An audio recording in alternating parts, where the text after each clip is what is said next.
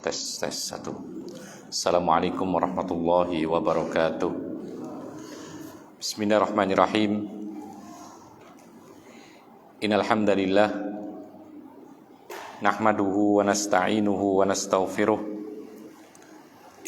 wa na'udzu billahi min syururi anfusina wa min sayyiati a'malina.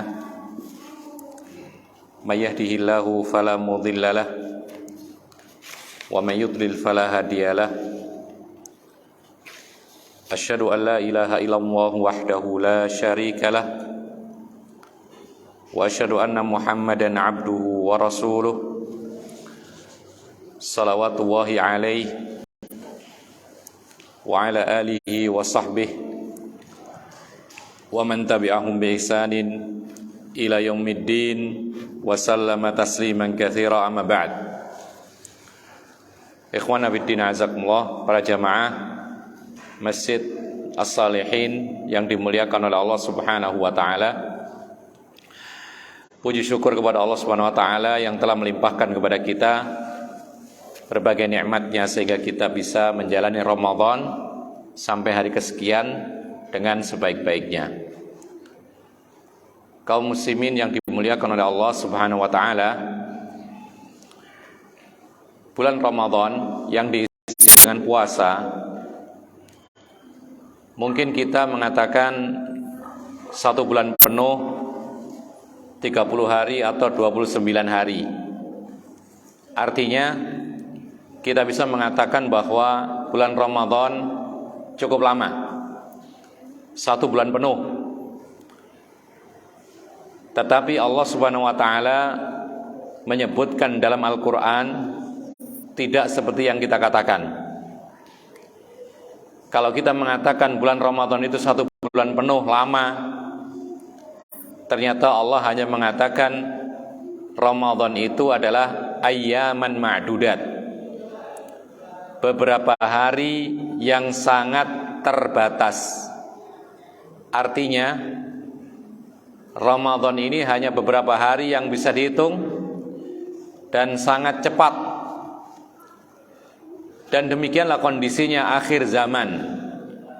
Kata Nabi sallallahu alaihi wasallam, "Inna min asyratis saati taqarubuz zaman," atau kama qala sallallahu alaihi wasallam. Di antara tanda-tanda dekatnya kiamat adalah, kata Nabi, zaman semakin cepat terasa. Dan kita sudah merasakan, dan banyak orang mengatakan, bahkan mungkin kita pun juga mengatakan, cepat sekali Ramadan berlalu. Atau kita mengatakan tiba-tiba Ramadan, baru saja selesai Ramadan, masuk Ramadan lagi. Maka itulah bukti kebenaran sabda Nabi SAW, semakin dekat kiamat maka waktu semakin terasa cepat. Maka ketika Ramadan ini hanya tersisa beberapa hari, sedangkan umur kita ini terbatas. Ya, bulan ini atau tahun ini mungkin kita katakan kita bisa menyelesaikan Ramadan, tapi tidak ada jaminan untuk tahun depan kita bisa bertemu dengan Ramadan. Betapa sering penceramah mengatakan seperti ini, terbukti kemudian tahun depannya orang yang mendengar ceramah seperti ini kemudian tahun depannya tidak ada lagi di hadapannya karena dia sudah dikuburkan. Maka ketika Ramadan hanya beberapa hari saja kesempatannya, umur kita sedikit, amalan sangat banyak, maka tidak ada kata lain, kita harus memanfaatkan Ramadan ini dengan kegiatan yang positif, ibadah yang sebaik-baiknya. Apalagi Rasulullah mengatakan, wa innamal a'malu bil khawatim. Amalan manusia itu bergantung pada ujungnya. Kalau ujungnya baik, maka insya Allah dia akan mendapatkan husnul khatimah. Tapi kalau ujungnya tidak baik, maka itu bertanda su'ul khatimah, yaitu kesudahan yang buruk. Kaum muslimin dan muslimat yang dimuliakan oleh Allah Subhanahu wa taala, amalan dalam bulan Ramadan sangat banyak. Mulai dari puasa Ramadan, kemudian sholat 5 waktu, ini bagian juga dari Ramadan. Kalau kita ditanya, penting mana puasa sama sholat? Penting mana kira-kira? Penting mana puasa sama sholat? Hah? Kalau kita mengatakan penting puasa, keliru. Kenapa demikian? Karena Allah Subhanahu wa ta'ala dan Rasulnya ketika menyebutkan rukun Islam itu menomorsatukan 2 kalimat syahadat, kemudian nomor 2 adalah sholat. Baru kemudian yang ketiga puasa. Sebagian lafadz hadis zakat. Ini satu. Karena Allah dan Rasulnya menomor-duakan sholat, baru kemudian puasa, berarti sholat lebih penting daripada puasa. Yang kedua, tidak ada satupun hadis Nabi yang menyebut bahwa meninggalkan salah satu rukun itu menjadi kufur pelakunya, kecuali sholat. Rasulullah mengatakan, al-ahdul ladzi bainana wa bainahumus shalah, faman tarakaha faqad kafar. Pembeda antara kita dengan orang-orang kafir adalah sholat. Siapa yang meninggalkannya maka dia kufur. Itu ada pada sholat, bukan ada pada puasa. Tapi bukan berarti kemudian puasa nomor sekian berarti remeh. Tidak. Rasulullah pernah mengatakan, bunyal islamu ala khams. Islam dibangun di atas 5 pondasi, di antaranya adalah puasa. Oleh karena itu, amalan di bulan Ramadan sangat banyak. Puasa Ramadan, sholat 5 waktu, kemudian sedekah, infak, kemudian juga qiraatul Quran. Apa lagi? Berzikir, berdoa, kemudian berbakti kepada orang tua yang orang tuanya masih ada. Kemudian berkata-kata baik, meninggalkan dosa. Ini semuanya amal kebajikan yang harus kita lakukan. Nah, karena waktu kita tinggal sedikit, sementara amalan-amalan banyak, maka kita perlu fokuskan amalan-amalan yang dikhususkan pada bulan Ramadan setelah kewajiban tuntas. Tentu saja jangan sampai kemudian mementingkan yang sunnah lalu yang wajib ditinggalkan. Contoh ini bagi laki-laki.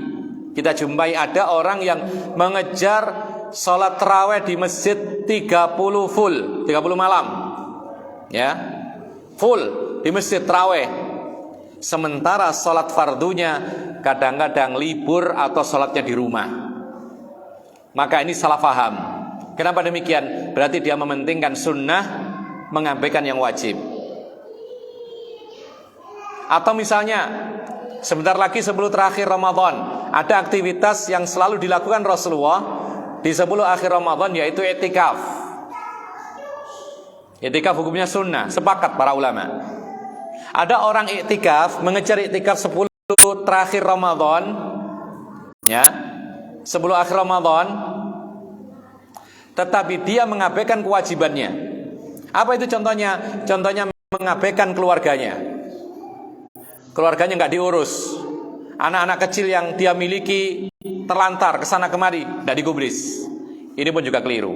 Atau misalnya dia mengejar iktikaf 10 akhir Ramadan, tapi dia berbohong kepada atasannya supaya bisa iktikaf, padahal kerjaannya adalah wajib. Dan Rasulullah mengatakan, al-muslimuna ala surutihim. Orang Islam itu bergantung pada syaratnya, kesepakatan, harus ditunaikan. Jadi ma'asyiral muslimin, juga disebutkan oleh para ulama, ada orang yang iktikaf, ya, dia sengaja iktikaf 10 hari terakhir, 10 malam terakhir terus di masjid, tidak mau pulang, padahal orang tuanya memanggil-manggil, menunggunya di kampung halaman sampai mereka menangis. Ini juga sikap yang keliru. Kita bukan berarti kemudian meremehkan masalah iktikaf, enggak. Tapi kita harus bisa melihat mana yang wajib, mana yang sunnah. Ada orang yang ketika iktikaf dia pertahankan, dia tidak pulang, meskipun orang tuanya memanggilnya agar datang sehingga mereka menunggu sambil nangis. Maka orang seperti ini salah pilih. Dia tidak tahu iktikaf itu sunnah, sementara memenuhi panggilan orang tua itu fardu ain, wajib. Karena itu termasuk bentuk daripada berbakti kepada orang tua. Ma'asyiral muslimin rahimakumullah. Ada amalan yang disunahkan terutama di bulan Ramadan.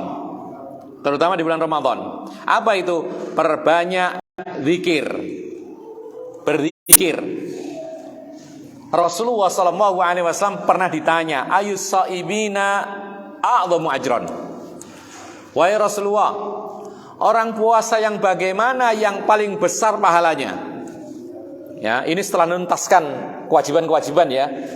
Lalu sekarang ada tambahan-tambahan nilai bagi orang yang puasa supaya puasanya itu lebih besar pahalanya, supaya dia menjadi orang yang puasa dan dia ini orang yang paling mulia. Ditanyakan kepada Rasulullah, orang puasa yang bagaimana yang paling agung pahalanya? Apa kata Rasulullah? Qala sallallahu alaihi wasallam, aktsaruhum lillahi dzikran. Mereka adalah orang yang paling banyak zikir kepada Allah Subhanahu wa taala. Lihat bagaimana jawaban Rasulullah.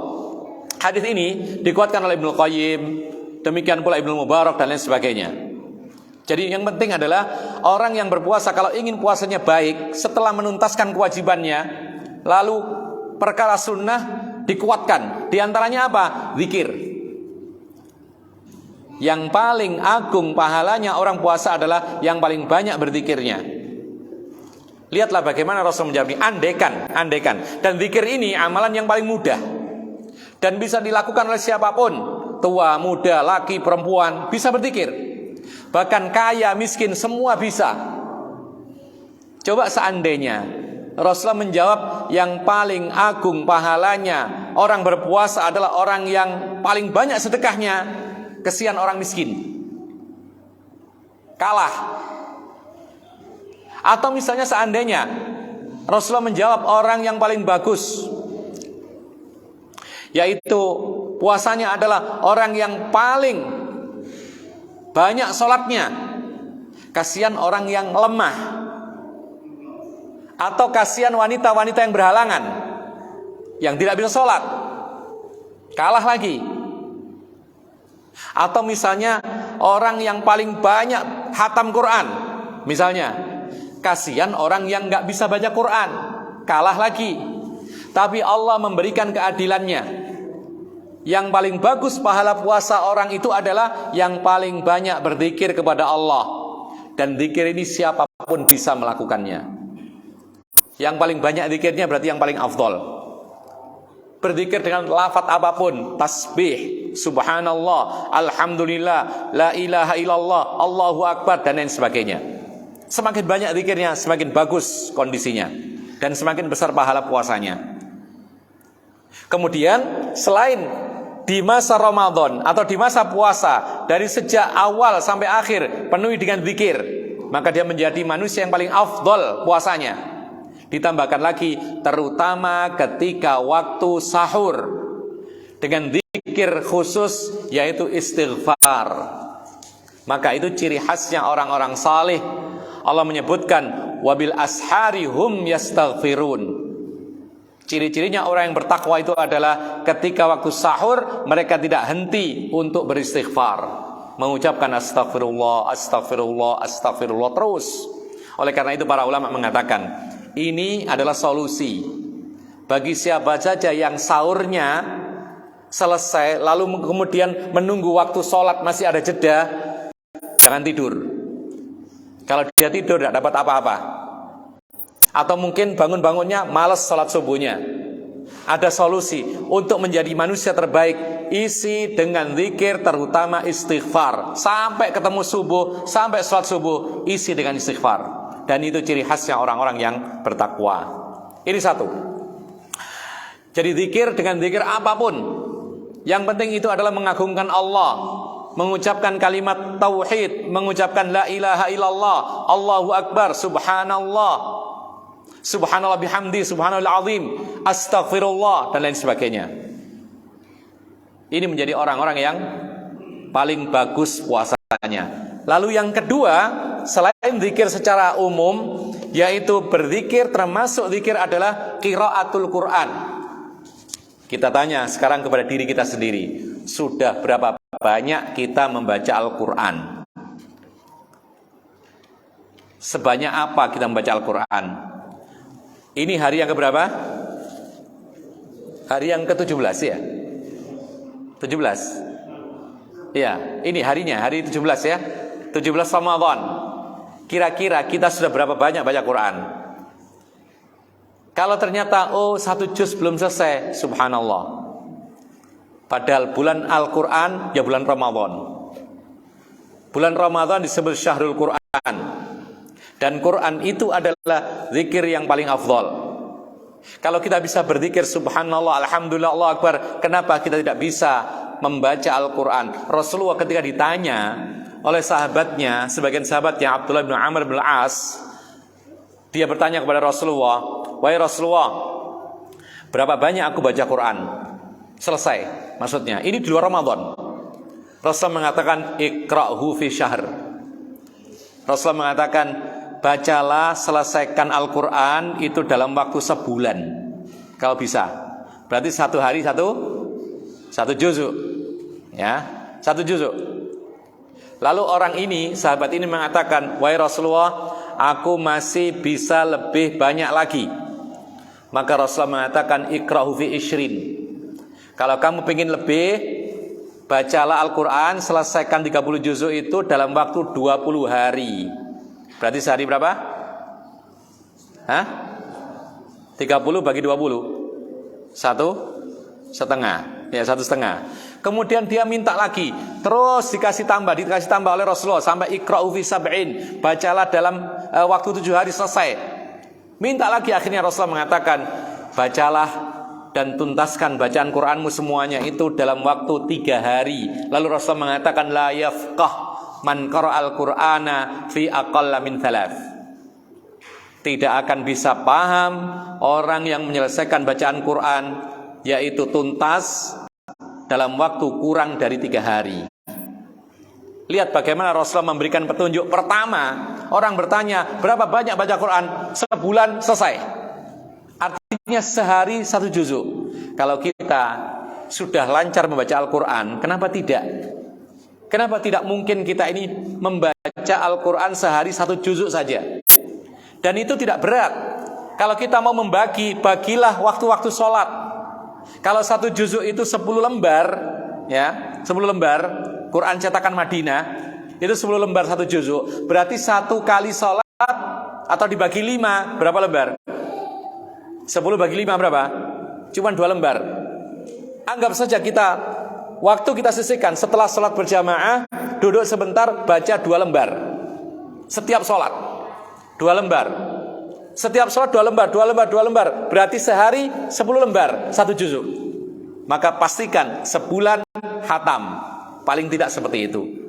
Kenapa demikian? Karena Al-Quran ini sangat-sangat menentukan kondisi kita dunia akhirat. Bahkan para ulama mengatakan bahwasanya Al-Quran ini memperbaiki kondisi manusia di dunia dan di akhirat, kalau betul-betul dia baca dan dia pahami.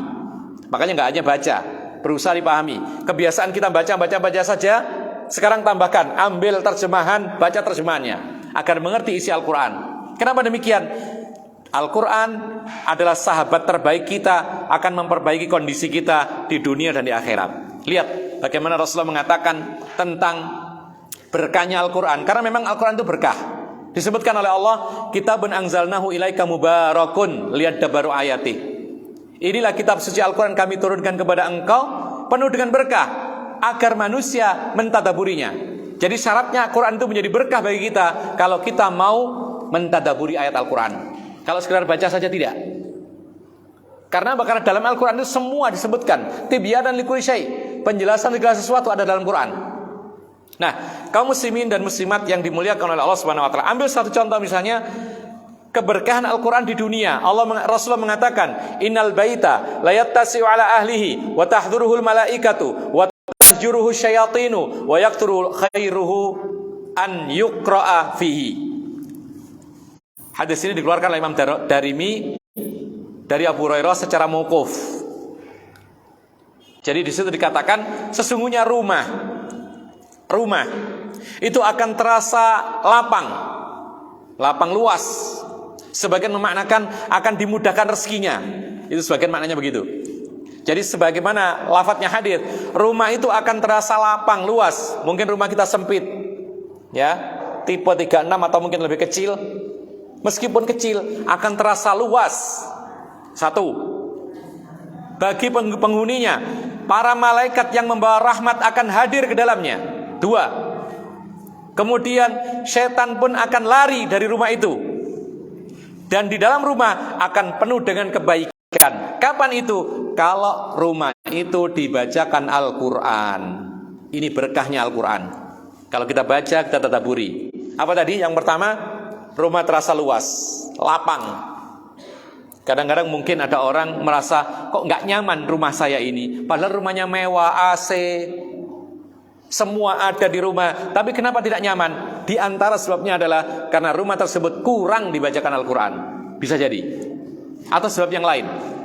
Tapi kalau dibacakan Quran rumah tersebut, maka rumah terasa lapang, nyaman, luas. Sebagian mengatakan rezeki pun lancar. Yang kedua, para malaikat akan masuk ke dalamnya membawa rahmatnya Allah. Yang ada adalah kasih sayang, antar keluarga itu rukun, tidak bermusuhan, suami istri tidak cekcok, harmonis, antara adik dengan kakak harmonis. Itu yang terjadi. Yang ketiga, setan pun akan pergi dari rumah itu. Setan yang biasanya merusak hubungan keluarga lari. Sehingga yang timbul adalah kebaikan demi kebaikan di rumah tersebut. Kenapa demikian? Karena rumah tersebut dibacakan Al-Quran. Kalau sebaliknya bagaimana? Kelanjutan hadis ini dibalik oleh Rasulullah, yaitu rumah yang tidak dibacakan Al-Quran terasa sempit walaupun luas. Malaikat yang membawa rahmat pergi, sehingga yang datang setan, kemudian keburukan yang menimpa rumah tersebut. Ini salah satu, yaitu berkah daripada Al-Quran di dunia. Adapun di akhirat, maka Rasulullah menjelaskan di antaranya masih banyak. Bahkan yang di dunia tadi masih banyak, tapi kita tidak sebutkan semuanya karena waktu terbatas. Di dunia tadi berkah, ya. Bahkan menjadikan manusia itu nanti akan memiliki wibawa meskipun dia tidak mencarinya, meskipun tidak minta dihormati. Tapi dengan Al-Quran dia akan mendapatkan wibawa dari Allah Subhanahu Wa Taala. Yang kedua, berkah Al-Quran di dalam di akhirat kelak adalah seperti yang dikatakan oleh Nabi Sallallahu Alaihi Wasallam, Iqra'ul Qur'ana fa innahu ya'ti yaumal qiyamati syafi'an li ashabihi. Kata Nabi Sallallahu Alaihi Wasallam, bacalah Al-Quran karena sesungguhnya Al-Quran itu nanti pada hari kiamat akan menghampiri orang tersebut dan akan menjadi pensyafaat, penolongnya di hari kiamat kelak. Hadis ini adalah hadis yang diriwayatkan oleh Imam Muslim. Inilah yang disebutkan oleh para ulama teman sejati. Kalau kita mendefinisikan teman sejati itu adalah teman akrab, yang selalu membantu, yang selalu ada baik senang maupun susah, betul ya? Itu teman sejati. Jadi kalau teman ketika butuh saja datang ke kita, itu bukan teman sejati, ya. Tapi teman sejati ini yang di dunia ini belum tentu menjadi teman di akhirat. Belum tentu, ya. Mungkin pura-pura saja di dunia menjadi teman yang baik, tapi di akhirat belum tentu. Nah, Al-Quran ini adalah teman sejati. Tapi syaratnya apa? Kalau kita betul-betul dekat dengan Al-Quran. Semakin kita dekat dengan Al-Quran, maka Al-Quran nanti akan mendekati kita sampai hari kiamat. Bahkan dia tidak hanya dekat dengan kita, dia akan memberi syafaat, menolong kita di akhirat kelak. Itu yang dikatakan oleh Rasulullah SAW. Al-Quran nanti akan menjadi pemberi syafaat pemiliknya. Kapan dia menjadi pensyafaat? Semakin kita ini dekat dengan Quran, maka Quran itu semakin menjadi teman sejati kita yang akan menolong kita di akhirat kelak. Ma'asyiral muslimin rahimakumullah. Bahkan Rasulullah mengatakan, Iqra'ul Qur'ana, Iqra' wartaqi warattil kama turattil fid dunya fa inna manzilataka 'inda akhir ayatin taqra'uha. Kata Rasulullah dalam hadis riwayat Ahmad, nanti pada hari kiamat para pembaca Al-Quran atau ahli Al-Quran disuruh membaca. Iqra', bacalah lagi, baca terus, baca di akhirat kelak. dan naiklah tingkatan surgamu. Bacalah dengan tartil, karena sesungguhnya tingkatan ketinggian surgamu itu berdasarkan akhir ayat yang kau baca. Artinya apa di sini? Ikhwan fillah azakumullah. Ini adalah fadilah keutamaan orang-orang yang memiliki hafalan Al-Quran. Semakin banyak hafalan Al-Qurannya, maka nanti akan disuruh baca hafalan yang di dunia seperti membaca di dunia. Setiap dia mampu membaca satu ayat, ditinggikan derajatnya di surga. Baca lagi satu lagi, ditambah lagi tinggi lagi. Baca lagi satu lagi, tambah lagi satu lagi. Demikian seterusnya. Ketika dia berhenti bacaannya di situ, itulah posisi surganya. Luar biasa. Dan itulah berkah dari Al-Quran untuk pemiliknya di akhirat. Kemudian yang ketiga, termasuk zikir adalah doa.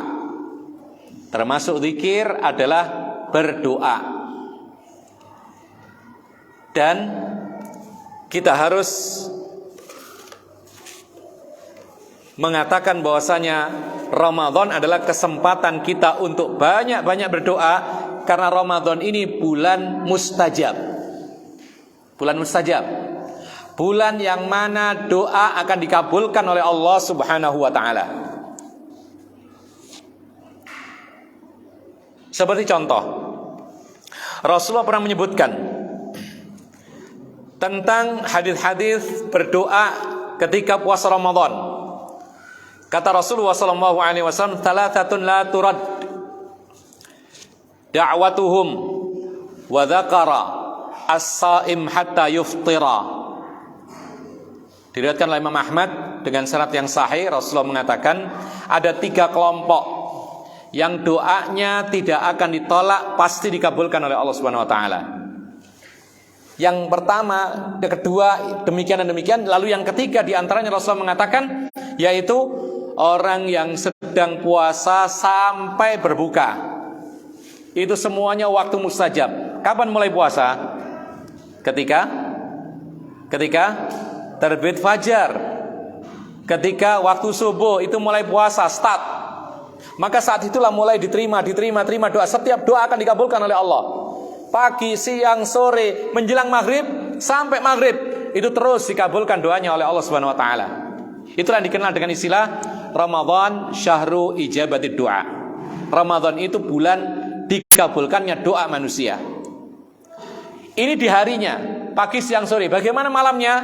Sama. Bahkan Rasulullah mengatakan, "Falillahi utaqa'u minan nar wa dzalika kullu lailah." Kata Nabi sallallahu alaihi wasallam, Allah membebaskan, yaitu tawanan-tawanannya di neraka, tawanan-tawanannya yang ada di neraka dibebaskan oleh Allah Subhanahu wa taala di bulan Ramadan. Lalu Rasulullah mengatakan, untuk menepis anggapan mungkin ini hanya sesehari saja, 2 hari saja, Rasulullah mengatakan, wa dzalika kullu lailatin. Itu dilakukan oleh Allah, dibebaskan tawanan-tawanan yang di neraka nanti pada bulan Ramadan, itu akan dilakukan oleh Allah setiap malam. Luar biasa. Jadi Ramadan ini kesempatan, musim kebaikan, musim ampunan Allah, musim kita berdoa sebanyak mungkin doa, dan Allah tidak akan bosan mendengar dan menjawab doa kita. Hanya kita saja kadang-kadang merasa bosan, tapi Allah Subhanahu wa taala tidak akan merasa bosan, dan Allah tidak akan kesulitan mendengar dan mengijabahi semua doanya manusia di dunia ini. Jadi doanya orang berpuasa dari pagi sampai maghrib, kemudian setiap malam pun juga selama Ramadan, Allah Subhanahu wa taala mengabulkan doa orang-orang yang meminta. Lebih khusus lagi, seperti yang disebutkan oleh Rasulullah SAW, di antara doa yang tidak akan ditolak tapi dikabulkan oleh Allah, la turaddu da'watuhum, thalathun la turaddu da'watuhum, wa dzakara minha as-saim hina yuftir. Ini lebih lagi, sebentar lagi kita berbuka, sempatkan menjelang berbuka berdoa. Doa apa saja terserah, yang penting itu baik. Ya. Menjelang Ramadan, menjelang berbuka puasa, Rasulullah mengatakan di antara doa orang yang tidak akan ditolak dan pasti dikabulkan oleh Allah Subhanahu wa taala adalah orang yang berpuasa ketika berbuka. Sebagian mengartikan ketika hendak berbuka. Sesaat sebelum kita makan buka, sempatkan doa. Apapun doanya, sebagian mengatakan doanya adalah doa dhahabat dhama'u wabtalatil uruqu wa thabatal ajru insyaallah. Tapi tidak menghalangi kita untuk berdoa apa saja, meskipun itu adalah dunia. Yang penting itu baik, tapi jangan sampai ditinggalkan doa untuk akhirat kita yang baik. Jangan sampai kita berdoa hanya minta dunia, minta kaya, minta sehat, itu baik ya. Tapi jangan sampai hanya itu saja. Doa minta sesuatu yang maksimal, kebahagiaan yang hakiki, kebahagiaan yang abadi, yaitu diampuni dari dosa dan dimasukkan ke dalam surga. Mestinya itu juga kita minta. Oleh karena itu orang-orang yang mendapatkan petunjuk oleh Allah Subhanahu wa taala adalah orang-orang yang mengatakan Rabbana atina fid dunya hasanah wa fil akhirati hasanah wa qina adzabannar. Tidak hanya Rabbana atina fid dunya hasanah saja. Fama lahum min akhirati fil akhirati min khalaq. Tidak hanya mengatakan ya Allah berikan kebaikan kami di dunia, akhirat enggak dapat apa-apa, percuma. Sehat badannya, kaya raya, kemudian banyak anak-anaknya, ya, rumah bagus, kendaraan mewah, tapi kemudian di akhirat tidak mendapatkan surga, percuma. Tapi orang yang mendapatkan hidayah dari Allah Subhanahu wa taala, dia mengatakan Rabbana atina fid dunya hasanah wa fil akhirati hasanah wa qina adzabannar. Maka orang-orang inilah yang mendapat petunjuk di dunia. Dia selamat dari fitnah, syubhat dan syahwat. Kemudian di akhirat diampuni dosanya, diridhai oleh Allah Subhanahu wa taala, diselamatkan dari api neraka dan dimasukkan ke dalam surganya Allah Subhanahu wa taala. Ma'asyiral muslimin rahimakumullah. Di dalam bulan Ramadan sebagaimana bulan-bulan yang lain, selain Ramadan itu memang doa dikabulkan secara semua waktu 24 jam. Ini waktu mustajab bagi orang yang berpuasa Ramadan. Lebih-lebih lagi ketika waktu itu adalah thuluthul lailil akhir, sepertiga malam terakhir. Oleh karena itu dianjurkan orang itu banyak-banyak beristighfar sepertiga malam terakhir. Kenapa demikian? Rasulullah mengatakan yanzilu rabbuna ilas sama'id dunya hina yabqa thuluthul lailil akhir. Allah turun ke langit dunia ketika malam tinggal sepertiga yang terakhir. Ya mungkin jam-jam 2, 3, 4 kira-kira itu. Ya, Allah turun dari langit ke-7 ke langit dunia, langit pertama yang paling rendah. Kemudian Allah Subhanahu wa taala berfirman, siapa yang berdoa aku akan kabulkan, aku akan penuhi. Siapa yang meminta aku kasih, siapa yang minta ampun pasti aku akan ampuni dosanya. Jadi waktu yang mustajab selain Ramadan itu juga waktu yang mustajab secara komplit penuh, maka diutamakan lagi sepertiga malam yang terakhir. Lalu kemudian waktu yang mustajab yang lain adalah bainal adzan wal iqamah. Antara adzan dan iqamat itu juga waktu yang mustajab. Jadi setelah adzan sambil menunggu sholat itu waktu mustajab. Ditambahkan lagi ini di bulan Ramadan lagi, maka itu adalah waktu yang mustajab di atas waktu mustajab. Rasulullah mengatakan la yuraddud du'a'u bainal adzani wal iqamah, akhrajahu Abu Dawud. Doa seseorang yang dipanjatkan antara adzan dan iqamat itu tidak akan ditolak oleh Allah Subhanahu wa taala. Artinya doa itu akan dikabulkan oleh Allah Subhanahu wa taala. Kemudian nanti juga ada ketika ketemu hari Jumat pas Ramadan, itu pun juga waktu yang mustajab bertumbuk-tumbuk. Jumat di bulan Ramadan. Selain Ramadan itu sendiri waktu mustajab secara penuh, Jumat itu ada waktu-waktu yang mustajab. Di antaranya adalah ketika khatib sedang berkhutbah, antara dua khutbahnya ini waktu mustajab. Seperti yang dikatakan oleh Rasulullah. Jadi sempatkan kalau khatib itu khutbah, lalu sebelum menyambung khutbah kedua dia duduk sebentar, itu adalah waktu yang sangat-sangat mustajab. Duduknya khatib di atas mimbar antara dua khutbah, ini waktu yang sangat mustajab. Sempatkan berdoa. Apa doanya? Terserah, yang penting kebaikan. Jika sulit untuk menemukan doa-doa yang mungkin lafadznya nggak dihafal, langsung ambil saja doa yang menyertakan kebaikan dunia dan akhirat semuanya. Rabbana atina fid dunya hasanah wa fil akhirati hasanah wa qina adzabannar. Kalau tidak bisa yang lainnya, silakan. Kemudian di dalam Jumat itu juga ada waktu, yaitu akhir hari Jumat. Artinya apa? Sesaat sebelum adzan maghrib di hari Jumat, itu waktu yang mustajab yang bertumpuk-tumpuk mustajabnya, karena itu adalah hari Jumat, kemudian waktunya menjelang maghrib, kemudian saat itu adalah bulan Ramadan, maka itu pun juga waktu yang sangat mustajab, jangan sampai diabaikan. Kemudian yang terakhir, dan sebenarnya masih beberapa lagi, tapi waktu adalah waktu kita sangat sempit, yaitu ketika diperkirakan terjadinya malam Lailatul Qadar. Rasulullah SAW itu manusia atau orang yang tidak ingin berspekulasi. Dalam Ramadan ini ada satu malam Lailatul Qadar istimewa. Bahkan Allah menyebutkan Lailatul Qadri khairun min alfi syahr. Semalam Lailatul Qadar itu lebih baik daripada 1000 bulan. Artinya apa? Kalau kita melakukan ibadah atau kebaikan di saat Lailatul Qadar, itu sama halnya kita melakukan kebaikan lebih daripada selama 1000 bulan. 1000 bulan berapa hari itu? 1000 bulan berapa hari? Kalikan 30, berarti 30.000 hari. Jadi kalau misalnya kita ini berdoa, Allahumma innaka afuwun tuhibbul afwa fa'fu anna, atau fa'fu anni misalnya, ya. Kebetulan itu adalah malam Lailatul Qadar, maka sama halnya kita ini berdoa lebih dari 30.000 hari atau malam kita berdoa seperti itu. Kalau seandainya kita kebetulan sedekah, kebetulan malam Lailatul Qadar, kita sedekah misalnya 100.000, itu sama dengan kita ini sedekah 100.000 sebanyak lebih daripada 30.000 malam. Itu konsekuensinya. Kalau kita berzikir subhanallah, alhamdulillah, la ilaha illallah, dan seterusnya, itu kalau ketika kita lakukan di malam Lailatul Qadar, maka sama halnya kita itu berzikir seperti itu lebih daripada selama 30.000 malam lamanya. Luar biasa. Makanya Rasulullah tidak ingin spekulasi. Dia ingin mendapatkan semalam ini, maka dia relakan meninggalkan keluarganya, meninggalkan dunianya, iktikaf 10 hari 10 malam terakhir, tidak pulang. Bukan 10 malam saja ya, 10 hari 10 malam terakhir. Jadi mulai malam 21, 22, 23 sampai habis Ramadan, pagi, siang, malam, sore di masjid. Untuk apa? Untuk beribadah, fokus. Loh kenapa? Karena Rasul tahu kemuliaan malam Lailatul Qadar itu, pahala dilipat-lipat gandakan sampai sekian puluh ribu kali dari Allah Subhanahu wa taala.